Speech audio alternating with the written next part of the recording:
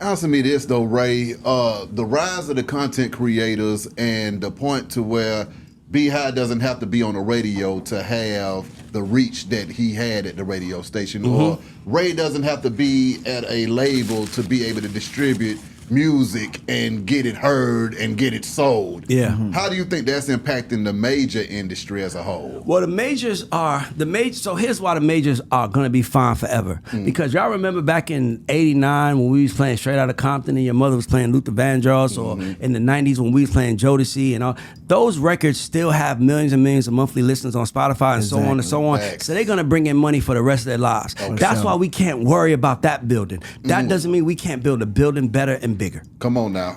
Our problem is everybody's looking at that. Why are you worrying about what everybody looking at? Yeah. That's not what winners do. That's right. Winners worry about what they have to do. That's what the people in the room, that's why you need those people in the room saying, don't worry about that. Let's just keep going forward. Come on. Facts. Period. Because a lot of the times is we just done challenging ourselves enough. Like, I would just say this if you're a rapper. If you're a rapper and you make a record, be as raw as you can when you make the record. But then go listen to it and say, did I have to say bitch there right there? Did I have to say motherfucking bitch kill you right there? Like, no, real talk, because when I was working with a big producer, shout out to Dr. Luke, he would say, why did you have to curse there to my artist? He's like, so instead of saying, why you always talking shit, why you just can't say something else? Like, why you always talking slick? It's the same feeling, but it's just taking it out. Now we don't have to do a dirty version, a clean version. Now when parents are in the car with their kids, they don't feel disrespectful because where's the dirty version now? You know what I mean? And matter of fact, we don't have to worry about our kids listening to a dirty version. So it's like, how do we challenge ourselves? Now sometimes you need to say motherfucker. Yeah, exactly. And sometimes you need to say bitch. Sometimes we do, but it don't have to always be that. Like, for example, I'll give you an example of a guy, and I hope he don't come in my head, but I think one of the best songwriters to me was O.T. Genesis, right? He's an incredible songwriter. I like O.T. Right? But he was saying, push it, push it, push it. That's great. Go get the money, go get the money. He could have been talking about pushing anything but drugs. Yeah.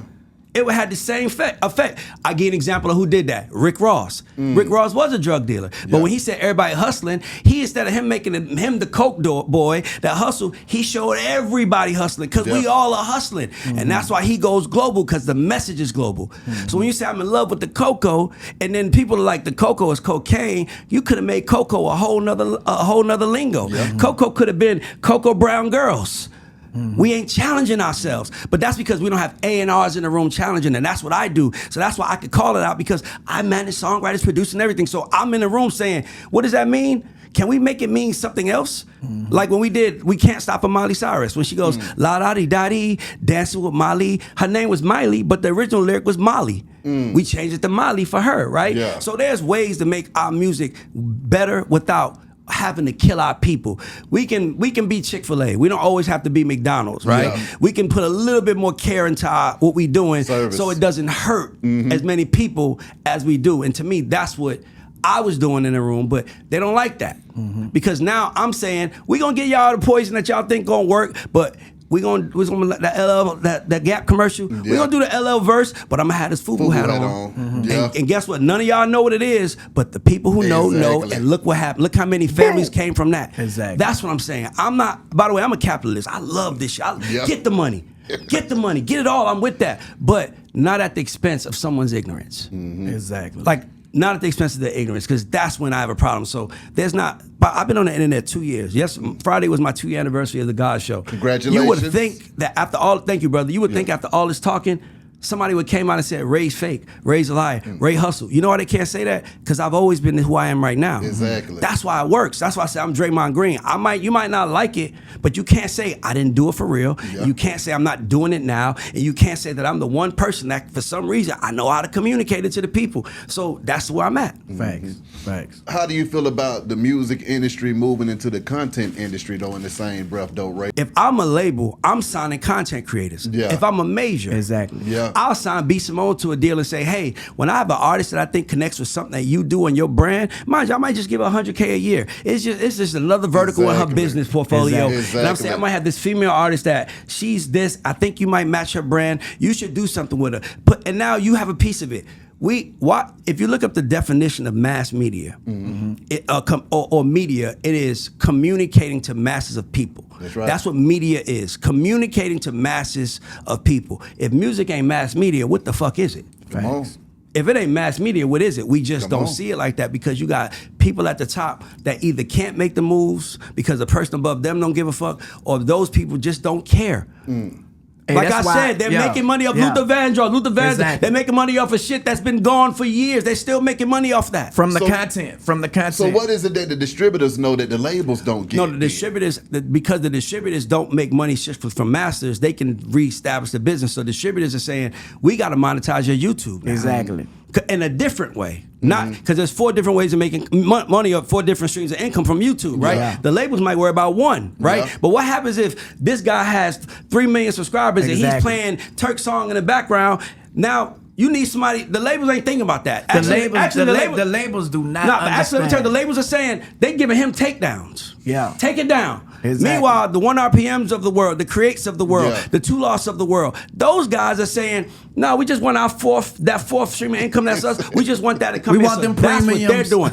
Yeah. The labels are counting the dollars. The distributors are counting the pennies. Exactly. Okay. So they seeing all the pennies. That's the Exactly. difference. The labels are too big to worry about pennies. Yeah. Exactly. And they don't yeah. understand it, bro. Like, and I'm a prime example of it. You know, I come from the super group, the Hot Boys. You know That's what I'm right. saying? And the way how I have been able to keep my face above the water, you know, it have been through content. You know what I'm saying? Content with my wife, content sure. with my kids. You know, being on a podcast, this is content. This is controlling the narrative. This is marketing. This a music video. guerrilla marketing. This is a music That's what I video. call This it. is them seeing you on TV like they would see you rapping on TV. Exactly. And I just throw the music in there. To be honest, the music used to be first, now the content first. Yeah. You know, Yeah. but Yeah. I understand it because For sure. I come from it. You know, Being in media though, Ray, I mean, what has this been like, you know, maneuvering in this media game now? And I mean, what have you learned? Because see, when you jumped in there, was it everything that you expected it to be, or did it turn I out to didn't be jump in there to be anything. I Okay. jumped in there because I didn't want to ask for a job. Ooh. So I was like, let me not ask for a job, because you know how it is. If you in New York or LA, you're gonna fall into money in the music business. Even Nashville, you're gonna fall into money because the buildings are all there. Yeah. Somebody might see you at a restaurant, be thinking, "Hey man, I do need a guy to come do this." And now they see, I'm being honest with you. Yeah. You're gonna fall into some money eventually. But I knew I wasn't gonna be traveling like that because I had to build my thing here. So I was just talking to the internet, uploading the content. Even right now, I only have one day of my week dedicated to content. That's Wednesday. That's right. I film everything on one day, and then I'll upload it for the weeks ahead. So, Exactly. because I still am. I'm like, I got people calling me right now about deals that I got going on and business I got happening and everything. I'm head of music for Jordan Peele's company, Monkey Paw. So I got a lot of stuff going on. I'm still gotta with Rock get into Nation. that, sir. I'm still Continue. with Rock Nation. I got money, but it's still like, that doesn't mean I have to talk about that. Exactly. Right? I want to talk about what I do, like, you know what I mean? So, Yeah. or how I do it, rather than, that don't matter to me. Like, how you Yeah. do one thing, how you do everything. So when I came into this, I was really just trying to get a job. Honestly, God, I was like, man, these labels gonna see me talking, somebody gonna hit me. And by the way, they did. Oh, so you was doing it as a marketing tool. I was marketing myself like he just said. he got options. I was marketing myself. guerrilla marketing. I was, man. yeah, I was with marketing. you. I was Yeah. because it wasn't a YouTube. Yeah. I didn't have it. I didn't start a YouTube till August 2 years ago. My Exactly. God. I was just putting content up Yeah. because I was marketing myself. Yeah. That was my plan. So Exactly. the way I like to describe it is I had a bullhorn and I'm like just talking outside these Exactly. buildings like, and if you're a manager, smart managers do this, smart A&Rs do this. And then I didn't realize that I had hundreds of thousands of people behind me saying, Feeling we that like your same message. way. So I just Exactly. turned around. Ooh. Exactly. Now I talk to them. Exactly. And now that I'm decided to do that, now I'm learning media, hardcore, full time, real time, spending money, making Yeah. mistakes, doing everything because this is the future. I've had too many people tell me it's the future. Yeah. By the way, a podcast is the greatest marketing tool for anything anyone wants to do. That if was you the don't attraction, understand that, bro. if you don't understand, and by the way, I didn't say it is the greatest way of making money.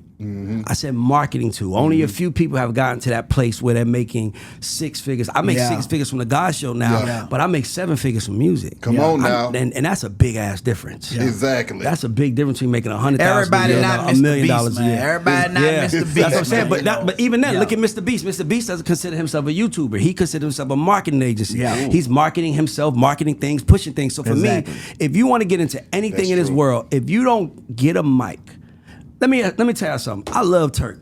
I love Beehive. We ain't sitting at a table for 2 hours and talking if ain't cameras on getting to put this out for the world. Exactly. Because we got shit to do. Exactly. But guess what? Here's the shit we got to do now. Everything Facts. makes sense. Boom. Facts.